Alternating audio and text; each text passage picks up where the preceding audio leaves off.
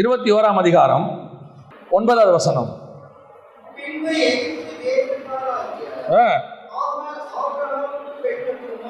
ஆகாருக்கு பெற்ற குமாரன்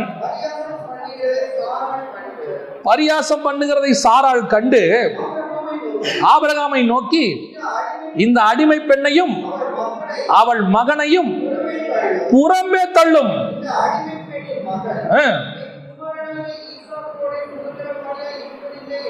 இல்லை என்றாள். இதான் ரெண்டாவது.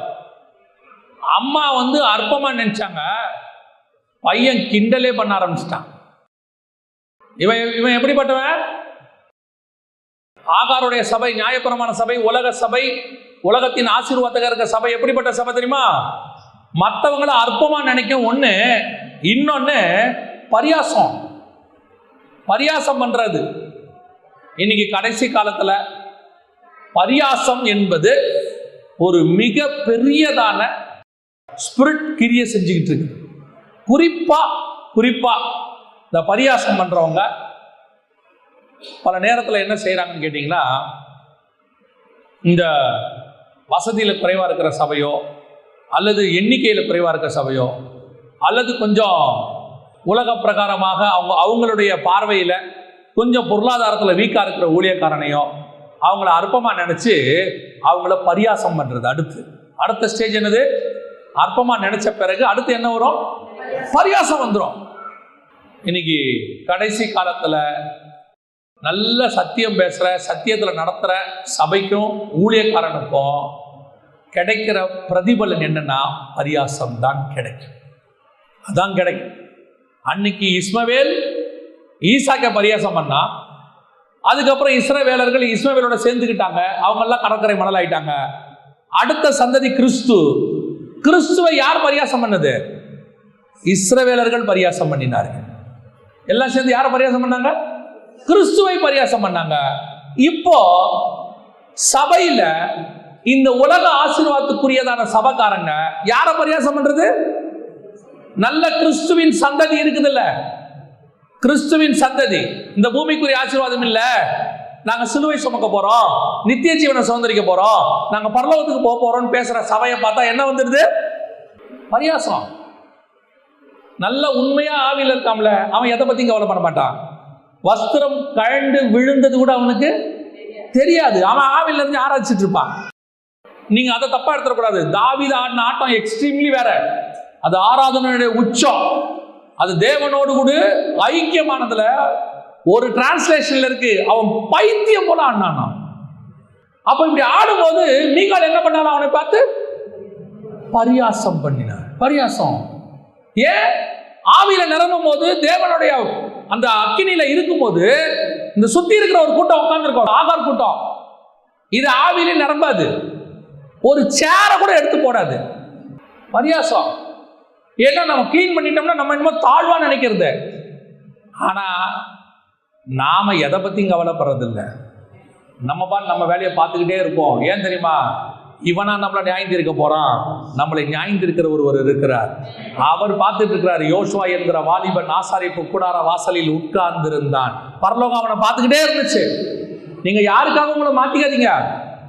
அவங்க நம்மளை பார்ப்பாங்க, கொஞ்சம் வெக்கமா இருக்குது, இவங்க என்ன சொல்லுவாங்க, எவன் என்ன சொன்னாலும் நமக்கு கவலை இல்லை. நீங்க நல்லா இருந்தாலும் சொல்லுவான், நீங்க தாழ்ந்து போனாலும் சொல்லுவான். நீங்க ரொம்ப தாழ்ந்துட்டீங்கன்னா என்ன தெரியுமா சொல்லுவான்?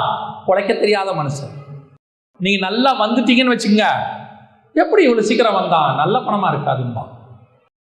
நீங்க நல்லா இருந்தாலும் அவனுக்கு பிடிக்காது, கெட்டு இருந்தாலும் பிடிக்காது. இவனெல்லாம் யோசிக்கவே கூடாது. பரியாசம் பண்றதுக்குன்னு ஒரு குரூப் இருக்கு.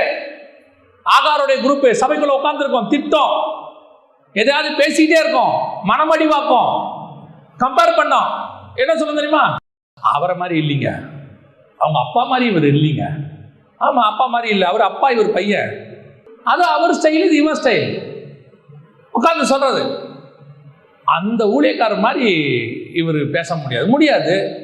அது அவருது. இது என்னது? பரியாசம். உட்கார்ந்துக்கிட்டு சபைக்குள்ள இஸ்மவேலுக்கு ஈசாக்க பார்த்தா என்னவா இருக்குதா? ஏன் பரியாசம் பண்ணிருப்பான்? யோசிச்சு பாருங்க. தன்னுடைய ஸ்தானம் அவனுக்கு தெரியல, தான் அடிமையான ஒரு பையனை அவனுக்கு தெரியல. அவன் பெருசா நினைச்சுக்கிட்டான் தன்னை. ஆபிரகாம் நேசிக்கிறதுனால அவன் தெரிஞ்சுக்கிட்டான். ஒன்று தெரிஞ்சுக்கணும், எந்த நிமிஷமும் நாம் விரட்டப்படுவோம். நாம் உள்ளே உட்கார்ந்துருக்கிறது கர்த்தருடைய கிருபைன்னு தெரியுது. கொஞ்சம் ஊழியத்தின் பாதையில், ஆவிக்குரிய பாதையில் மேலே வந்த உடனே பெருமை வரக்கூடாது, பெரிய இது வரக்கூடாது. ஒன்று மட்டும் தெரியணும். அதனால தான் தாவீது திருப்பி திருப்பி சொல்லிக்கிட்டே இருப்பான், ஆடுகளுக்கு பின்னால் அலைந்து கொண்டிருந்த என்னை தேவன் ராஜாவாக்கினார். நான் இங்கே உட்கார்ந்துருக்கிறது கர்த்தருடைய கிருபை. குப்பையிலிருந்து கர்த்தர் என்னை உயர்த்தினார், ராஜாக்கள் மத்தியில் உட்கார வச்சார். திருப்பி திருப்பி சொல்லிட்டே இருப்பான். அந்த எண்ணம் இருந்துகிட்டே இருக்கணும். இல்லைன்னா கஷ்டம் பாருங்க, ரொம்ப ரொம்ப கஷ்டம். இன்னைக்கு சுயாதீனத்தோட அடிமைத்தனமும் சேர்ந்துக்குச்சு. சபைக்குள்ள உட்காந்துக்கிட்டு பரியாசம் ஒரு பக்கம், ஆவிக்குரியவனே சொல்றேன், அவன் போக மாட்டான், இவன் போக மாட்டான், அவன் உருப்பட மாட்டான், இவன் உருப்பட மாட்டான், அந்த சர்ச்சு போவாது, இந்த சர்ச்சு போவாது. நல்லா தெரிஞ்சுக்கொள்ளுங்க, இன்னொருத்தனை பரியாசம் பண்ணி, இன்னொருத்தனை கேவல பண்ணி, அடுத்தவனோட குறைய பேசி நீ உயரவே முடியாது. உன் வாழ்க்கையில சான்ஸே கிடையாது. கர்த்தர் உங்களை என்னையும் அழைச்சது எதுக்கு தெரியுமா? நம்மை நாமே நிதானித்து அறிந்தோமானால் நாம் நியாயம் தீர்க்கப்படும். நாம் போவனான்னு ஆராய்ஞ்சு பார்க்கணும். அடுத்தவனையே நீ பார்த்துக்கிட்டு இருந்தீனா நீ போவியான்னு உனக்கு தெரியாது. இன்னைக்கு பரியாசம் உதடு கர்த்தர் அருவருக்கிறார். இதனால தான் வசனம் சொல்லுது, சங்கீதம் 1:1, நம்ம எல்லாருக்கும் தெரியும், துன்மார்க்கருடைய ஆலோசனையில் நடவாமலும் பரியாசக்காரர் உட்காரும் இடத்தில் 2 பேரும் ஒண்ணா உட்காரவே முடியாது. ஆனா இன்னைக்கு சபையில அது சாத்தியம். ஆகாரின் பையன் பரியாசம் பண்றவனும் உட்கார்ந்துருக்கான், ஒண்ணுமே பேசாம எல்லாத்தையும் அமைதியா கேட்கறவனும் உட்கார்ந்துருக்கான். அமைதியா உட்காந்து இவன் கேட்கறான்ட்டு இவன் பரியாசம் பண்ணிக்கிட்டே இருக்கான். ஆனா நான் என்ன தெரியுமா சொல்லுவேன், யாருக்கும் பதில் கொடுக்காதீங்க. ஈசாக்கு திருப்பி பேச வேண்டிய அவசியம் இல்லை. பரியாசம் பண்ற ஆகாரின் பசங்க பண்ணட்டும். ஒரு நாள் வரும், கர்த்தர் சொல்லுவார், ஆகாரின் பிள்ளையோடு கூட என் பிள்ளை சுதந்திரவாளியா இருப்பதில்லை. நிறைய பேசி சாதிச்சவங்களை விட பேசாம சாதிச்சவங்க தான் அதிகம். அது மட்டும் மனசுல வச்சுக்கோங்க. ஈசாக்க போய் பாருங்க, 27ஆம் அதிகாரம், 26ஆம் அதிகாரம், 27, 2 அதிகாரத்திலையும் போய் பாருங்க. கேராரூர்ல குடியிருக்கும் போது அபிமெலேக்கு துறவை எடுத்துருவான், மண்ணால தூத்தி போட்டுருவான், ஆபிரகாமத்தை எடுத்துருவான், ஊரை விட்டு விரட்டுவான். ஒரு வார்த்தை பேச மாட்டான் ஈசாக்கு, ஒரே ஒரு வார்த்தை பேச மாட்டான். எனக்கு ரொம்ப அதுல பிடிச்ச ஒரு விஷயம் என்ன தெரியுமா, கூட இருக்கிற ரெபெக்காலும் ஒன்றும் பேசியிருக்காது. பேசி இருந்துச்சுன்னா யோபுவின் மனைவி பேசின மாதிரி அதுவும் வந்திருக்கும். என்னையா ஏமாளியா இருக்க, துறவை தூத்து போட்டான், உங்க அப்பா துறவையும் எடுத்துக்கிட்டாங்க, நீ தோண்டினதையும் எடுத்துக்கிட்டாங்க, உன்னையும் இந்த ஊர்ல வாழ விட மாட்டாங்க, துரத்தி விடுறாங்க, நீ ஒண்ணுமே பேச மாட்டிய. ஆனால் ஆவிக்குரியவங்க என்ன பண்ண தெரியுமா, பிகாம் அமைதியா இருங்க, பேசட்டும். அவங்க சொல்ற குறை உங்ககிட்ட இருந்தா திருத்திக்கும். ஒருவேளை அவங்க சொல்ற குறை உங்ககிட்ட இல்லையா, அப்படியே விட்டு உனக்காக கர்த்தர் வழக்காடுவார். இதுக்கு 2 தான் சொல்யூஷன். அவன் சொன்னா சொல்லிட்டே போட்டோம், குறை இருந்தா திருத்திக்க, குறை இல்லையா பயப்படாத, கர்த்தர் வழக்காடுவார். நான் சொல்லுவேன், கர்த்தர் எனக்காக வழக்காடினார். நான் அன்னைக்கு கத்துக்கிட்ட பாடம் தான் இன்னைய வரைக்கும் சரி. எதிர்வினை ஆற்றதே கிடையாது, நீ பேசு. ஆனா என்ன, கடைசி ஒரு 4 வருஷமா நான் கண்டுபிடிச்சது என்னன்னா, அவன் பேச பேச அவன் கண்ணுக்கு முன்னாடி கர்த்தர் உங்களை உயர்த்திக்கிட்டே இருப்பான். ஆனா ஆண்டவருக்கு இன்னொரு சுபாவம் இருக்கு, என்ன தெரியுமா, அவனை அடிக்க மாட்டாரு, உங்களை பேசுறான்ல உங்களை உயர்த்திக்கிட்டே போவார். அவனுக்கு எரிச்சல் அதிகமாகிட்டே போகும், இன்னும் உயர்த்துவார், இன்னும் எரிவான், இன்னும் உயர்த்துவார். சொல்லுவாரு, நீ எரிய எரிய நான் உயர்த்திக்கிட்டே இருப்பேன். கடைசியில் அவன் கேஸ் தீர்ந்து போய் எரியது நின்று, அப்புறம் அவனே யோசிப்பான், என்ன நம்ம சொல்ல இருந்தாலும் மேலே போயிட்டே இருக்கானே. கர்த்தருக்கு இப்படி ஒரு வழி இருக்கு. இப்போ உங்களுக்கு அவன் அழியணுமா, நீங்க உயரணுமா? நம்ம உயரணும், அவ்வளவுதானே. அவன் இருந்தா என்ன, அழிஞ்சா என்ன, நமக்கு என்ன. அதுவும் கர்த்தருடைய ஸ்பெஷாலிட்டி என்ன தெரியுமா, அவனையும் சாவடிக்க மாட்டாரு, நம்மளையும் சாகடிக்க மாட்டாரு. அவன் கண்ணுக்கு முன்னாடி சவுல் கொண்டது 1000, தாவீது கொண்டது 10000. உன்னை கொல்ல பார்க்கிறேன், தாவீது கொண்டது 36000. உன்னை கொல்ல பார்க்கிறேன், தாவீது கொண்டது 56000. ஏலத்துல ஏறுற மாதிரி ஏறிக்கிட்டே இருக்கும். துறவை எடுத்துக்கிட்டான் ஃபர்ஸ்ட், அப்புறம் தோட்டத்தை மூடிட்டான், அப்புறம் துரத்தி விட்டுட்டான். இவனை உயர்த்திக்கிட்டே இருக்காரு, எடுக்க கொடுத்துக்கிட்டே இருக்காரு. அவன் விருத்தி அடைந்து செல்வசிமான ஐஸ்வர்யவனானான் இருக்க. கடைசியில் அபிமெலேக்கு வந்து கர்த்தர் உன்னோடு கூட இருக்கிறார் என்பதை நாங்கள் அறிந்தோம், நம்ம வேணா ஒரு அக்ரிமெண்ட் போட்டுக்கலாமா? என்ன அக்ரிமெண்ட்? நீ என்னை தொடமாட்டேன்னு அக்ரிமெண்ட் போட்டுக்க. நீ தானடா என்ன தொட்ட, நான் என்னைக்குடா உன்னை தொட்டேன்? இல்லை, உன்னை உயர்த்தின வேகத்தை பார்த்தா எனக்கு பயமா இருக்கு. இனிமேட்டு உன்னை பத்தி பேசாம இருக்கிறதா எனக்கு நல்லது. அவன் பேசுகிறதில் உண்மை இருந்தால் திருத்திக் கொள்வோம்.